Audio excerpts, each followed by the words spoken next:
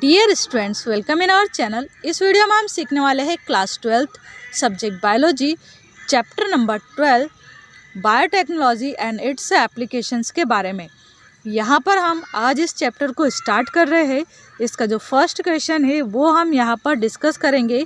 First question में क्या पूछा है यहाँ पर, can you suggest a method to remove oil यानी कि hydrocarbon from the seed based on your understanding of RDNA technology and chemistry of oil.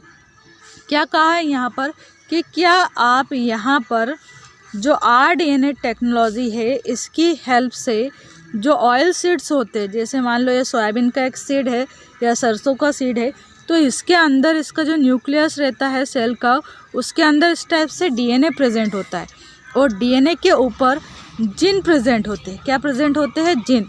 तो अगर हम ऑयल का फॉर्मेशन करने वाला जिन यहाँ से निकाल दें, क्या करें, ऑयल फॉर्मिंग जो जिन है उसे अगर हम यहाँ पर निकाल दें तो ये जो सीड है इसके अंदर फिर ऑयल का सिंथेसिस नहीं होगा, यानी कि नेक्स्ट जनरेशन में जो प्लांट्स आएंगे उनके जो सीड आएंगे वो ऐसा रहेंगे कि उनमें ऑयल प्रेजेंट नहीं रहेगा।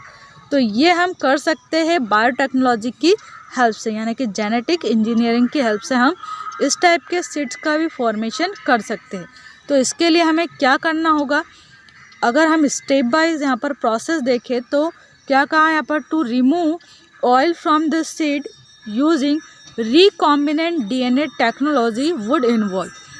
ये जो R है ना, यहाँ पर RDNA लिखा है, इसका मीनिंग क्या है यहाँ पर कि रिकॉम्बिनेंट DNA टेक्नोलॉजी की हेल्प से हम यहाँ पर ऐसे सीड भी प्रिपेयर कर सकते हैं जिसमें कि ऑयल बिल्कुल भी प्रेजेंट नहीं रहेगा। जिसको ये जो R टेक्नोलॉजी है यानी रिकॉम्बिनेंट DNA टेक्नोलॉजी है, इसी को हम जेनेटिक इंजीनियरिंग भी कहते हैं। तो इसके लिए हमें क्या करना होगा, सबसे पहली स्टेप में हमें फर्स्ट स्टेप में क्या करना है, ऐसे जिन को आइडेंटिफाई करना है जो ऑयल फॉर्मेशन के लिए रिस्पॉन्सिबल होता है किसी भी सीड के अंदर। ठीक है, जो भी हम सीड ले रहे हैं उस सीड के अंदर जो DNA है और उसके ऊपर जो जिन प्रेजेंट है, हमें क्या देखना होगा, पहले पहचानना होगा कि इसमें से बहुत सारे जिन होते हैं, तो कौन सा जिन है जो कि ऑयल फॉर्मेशन के लिए यहाँ पर रिस्पॉन्सिबल है इस DNA पर, उस जिन को हमें यहाँ पर आइडेंटिफाई करना पड़ेगा। फर्स्ट पॉइंट में क्या कहा, identify the gene that code for oil production. Oil production करने वाले जिन को हमें सबसे पहले क्या करना है, यहाँ पर आइडेंटिफाई करना है। फिर दूसरे पॉइंट में क्या कहा है, deleting this gene from the seed genome. अब जो जिन हमने आइडेंटिफाई किया है इसे हम क्या करेंगे, डिलीट कर देंगे, यहाँ से इसे किसी न किसी टेक्निक के थ्रू डिलीट कर देंगे। अगर जिन ही डिलीट हो जाएगा तो फिर वो यहाँ पर ऑयल का सिंथेसिस नहीं कर पाएगा। नेक्स्ट है इसमें splicing back together the remaining DNA। जो DNA बचा हुआ है अगर उसमें थोड़े बहुत कुछ खरोच बन गई है तो उससे हम क्या करेंगे, स्प्लिकिंग करेंगे, मतलब फिर से उस DNA को हम अच्छे से रिपेयर करके कंप्लीट कर देंगे। ठीक है, फोर्थ पॉइंट में क्या करेंगे, putting it back into cell. और वापस से ये जो DNA हमने निकाल के उसका जो जिन डिलीट किया था उस DNA को वापस से हम सेल के अंदर ट्रांसफ़र कर देंगे। It will be not be very easy because the oil are made up of fatty acids. ये जो टेक्नोलॉजी है वो इतनी इजी नहीं है और ऐसा करने से जो प्लांट के सीड के दूसरे कैरेक्टर्स हैं उनको भी नुकसान पहुंचता है। जैसे यहाँ पर क्या कहा है कि जो ऑयल का जो जिन होता है, यानी कि जो जिन ऑयल बनाता है सीड के अंदर, वही फैटी एसिड एंड ग्लिसरॉल का भी फॉर्मेशन करता है। तो अगर हम ऑयल का फॉर्मेशन नहीं करवाना चाहते हैं तो वहाँ पर हमें फिर फैटी एसिड एंड ग्लिसरॉल का फॉर्मेशन भी नहीं मिलेगा। और अगर फैटी एसिड्स यहाँ पर नहीं बनते हैं तो जो सेल की मेम्ब्रेन है, जो आउटर कवरिंग है, ये जो सेल के आसपास जो सेल की ये मेम्ब्रेन होती है इस टाइप से, वो मेम्ब्रेन का सिंथेसिस भी नहीं होगा। और अगर सेल की मेम्ब्रेन नहीं बनेगी ना तो जो सेल है उसका जो स्ट्रक्चर है वो डिस्टर्ब हो जाएगा।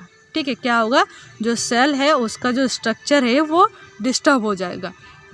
तो इसलिए ये टेक्नोलॉजी इतनी आसान भी नहीं है। अब नेक्स्ट यहाँ पर क्वेश्चन है, find out from internet what is golden rice. क्या पूछा है यहाँ पर कि आपको इंटरनेट से फाइंड आउट करना है कि गोल्डन राइस क्या होते हैं। तो गोल्डन राइस क्या है, ये सुनहरे चावल होते हैं, यानी कि गोल्डन कलर के, ब्राउन कलर के चावल आते हैं। और ये जो चावल है ये जेनेटिक इंजीनियरिंग के थ्रू साइंटिस्ट ने बनाए हैं। इनके अंदर अगर देखा जाए तो बीटा कैरोटीन अधिक अमाउंट में प्रेजेंट होता है। क्या प्रेजेंट होता है यहाँ पर, बीटा कैरोटीन अधिक अमाउंट में प्रेजेंट होता है। और ये जो बीटा कैरोटीन है ना, ये विटामिन ए का सिंथेसिस करता है। क्या काम करता है ये, तो विटामिन ए को ये सिंथेसाइज करता है। और विटामिन ए और ये जो बीटा कैरोटीन है ये एडिबल पार्ट है राइस के, मतलब खाने योग्य पार्ट है। इनको हम खाएंगे तो हमें कोई नुकसान नहीं होगा, उल्टा हमें इनसे बेनिफिट ही मिलेगा। विटामिन ए जो है वो हमारी आँखों की जो विज़न पावर है, यानी कि देखने की जो पावर है, उसको बढ़ाने का काम करता है। और अगर विटामिन ए हम टाइम टू टाइम लेते रहते हैं तो हमें रतौंधी नाम की जो डिसीज़ है, जिसे हम नाइट ब्लाइंडनेस या जीरोप्थेल्मिया बोलते हैं, वो नहीं होती है। तो ये काफ़ी अच्छा सोर्स है, जो गोल्डन राइस है वो काफ़ी अच्छा सोर्स है एक तरह से विटामिन ए का। आगे कहा, it is interested to produce a fortified food to be grown and consumed in the area with short of dietary vitamin A। ये जो गोल्डन राइस है वो काफ़ी अच्छे होते हैं, यानी कि फोर्टिफाइड होते हैं, काफ़ी ज़्यादा अमाउंट में इसमें विटामिन ए पाया जाता है और ये हमारी डाइट के लिए काफ़ी अच्छे होते हैं। नेक्स्ट क्वेश्चन में पूछा है, does our blood have proteases and nucleases. क्या हमारी बॉडी के अंदर जो ब्लड है उसमें प्रोटीएजेज एंड न्यूक्लिएजेज नाम के दो एंजाइम्स प्रेजेंट होते हैं। तो नो। क्या आ जाएगा आंसर, नो, नहीं है। नेक्स्ट क्वेश्चन है यहाँ पर, name the organisms whose genetic materials has been altered using genetic engineering techniques. क्या कहा यहाँ पर, उस ऑर्गेनिज्म का आपको यहाँ पर नाम बताना है जो कि जेनेटिक इंजीनियरिंग जो टेक्निक है उसमें हम उसका यूज़ करते हैं। तो ऐसा जो ऑर्गेनिज़म है उसे हम कहते हैं जेनेटिकली मॉडिफाइड ऑर्गेनिज़म। क्या कहते हैं इसे हम, तो इसे हम कहेंगे genetically modified organism. Next question है यहाँ पर, name the crops which are prepared with the help of biotechnology. यानी कि ऐसी क्रॉप्स के हमें यहाँ पर नाम बताने हैं जो कि बायोटेक्नोलॉजी की हेल्प से हमने यहाँ पर प्रिपेयर की है। तो फर्स्ट क्रॉप है यहाँ पर बीटी कॉटन, इसके बाद दे रखा है बीटी मेज़। बीटी का मतलब है यहाँ पर बायोटेक्नोलॉजी से है। इसके अलावा दे रखी है paddy, tomato, potato and soybean. ये सभी ऐसी क्रॉप्स है जिनके हमने बायोटेक्नोलॉजी की हेल्प से नए टाइप के सीड्स बना लिए हैं।